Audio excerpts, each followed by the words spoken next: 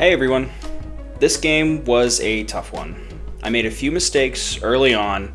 I missed a couple tactics here and there, misjudged a position, but I stayed in the fight, adjusted my strategy, and eventually I got things turned around. Definitely was not my cleanest game, but a satisfying win in the end. If you're here for the first time, please consider subscribing as I continue to grow the channel. And with that, let's jump right in. Okay, let's jump into it. Playing an online game here. I'm just under 800 elo. I played one game yesterday, and I was able to get up to the 791. So playing somebody pretty much the same skill level as me here. So let's go ahead and get started. So I've been learning the Italian game. I'm going to say learning very loosely. I've watched a couple videos.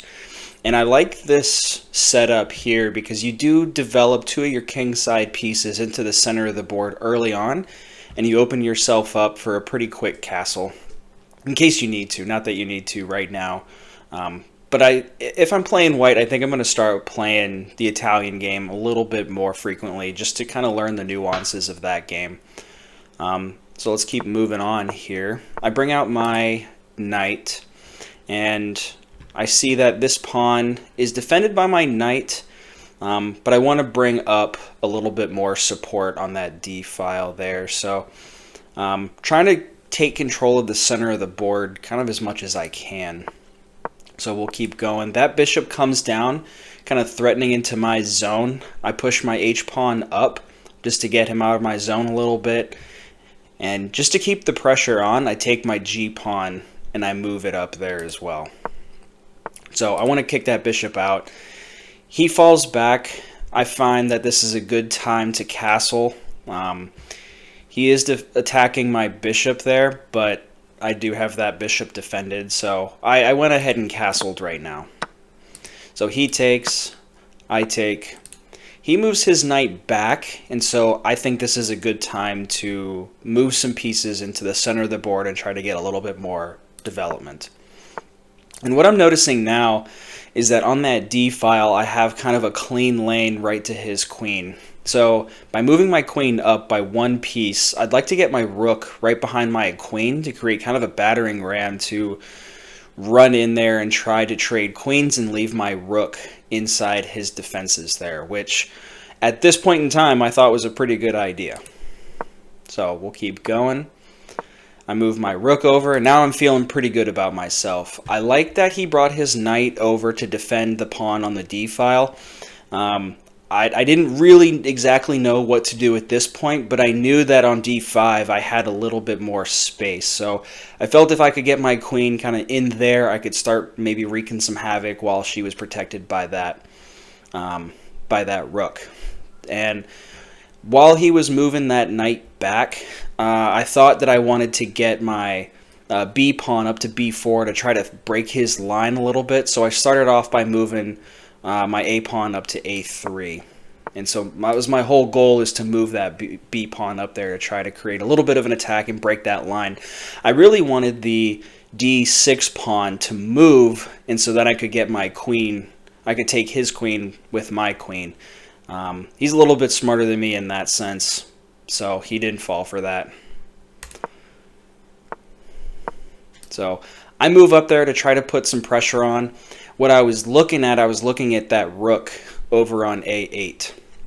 I am threatening that knight too on G8, but he's defended by that knight over there, or that rook over there. So wanted to try to pinpoint that rook over on the left. So by him bringing out the knight, he's also threatening my queen and defending his rook with his queen, which was a great move. And what I should have done, I should have backed off kind of at this point, maybe found a different approach, but I was still aggressive. I shouldn't have been. I moved up. I trade queens like I wanted to all along. And this was a big blunder of mine. So I've got my knight, or my rook, pretty much trapped.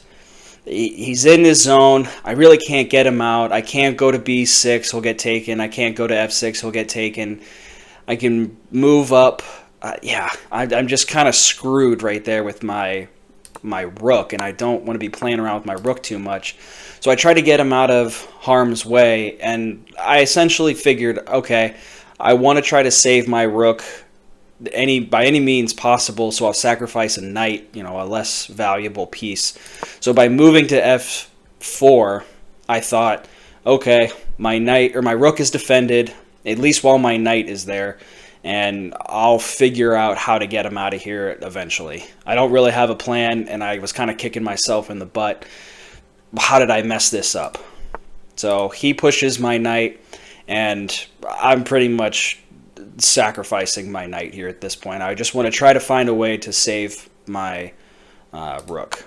So he doesn't take me right away, so I try to put a little bit pressure, but now he's got pressure on two of my knights. So it's really not looking good for me right now. So I lose a knight, but I'm able to get my rook into safety. He's not being threatened right now, and he's still kind of defended by that knight while that knight is still alive.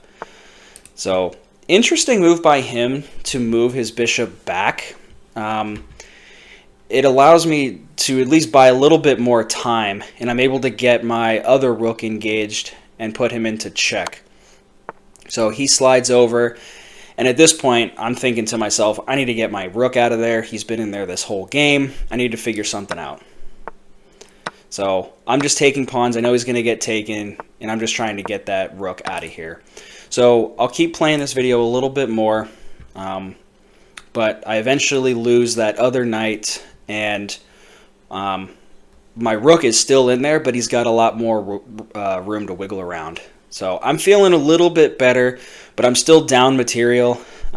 He's taken 4 of my pieces. I've only taken 2 of his. So it's really not looking good for me right now, but I'm able to get my C-file rook and my D-file rook kind of into the games. So we'll keep going here a little bit. And his rook coming down to take my pawn on A3 was interesting because he doesn't really have too much to gain. And I'm able to start progressing my B pawn towards that back rank. So that was an interesting move. I'm not sure I necessarily agreed with that. He takes another pawn. I push up. He moves his knight back to defend that back rank. And I'm thinking, okay, I'm 1 spot away. How can I get across the goal line here? So let's defend that spot. He moves down. I get a queen. So now I've got 4 pieces. He has 5 pieces. I'm still down material, but I do have a queen now. So he moves over to 1, defend his rook, and 2, attack my rook. I slide over to try to double the attack on his rook. He comes down, threatens me down on H1, but doesn't have anybody supporting it, so that was just a free rook for me. He comes over, puts me in check. I slide a little bit to the left. He comes back. We dance around there, and he just kind of gives me another piece there. I think I have a lot more pieces inside his zone at this point, and I'm starting to come back a little bit. So he moves over, take. He just left with a bishop. I am keeping an eye on that F2 spot with my A7 bishop. And then it's kind of just up to my queen and my rook here to try to seal the deal. This probably took me a little bit longer than it should have. I was trying to pin his bishop there and put some pressure on, clean up his pawns. But at this point, with my rook and my queen and the bishop still left, I'll just let this play a little bit. It's not looking good for him. So the knight and the knight and the rook that he kind of just gave me right there at the end, I would like to have seen him bring those pieces back out somehow to try to threaten what I had going on in the top left of the board. But overall, it was a fun game. I definitely should not have won that game. I blundered a couple different times. I left that rook out to dry. I left 2 knights out to dry. But overall, came out with the win. I had a good time. It was a lot of fun. I learned a lot. And we'll keep moving. We'll keep progressing. We'll keep learning. And if you made it this far, thank you so much. I appreciate it.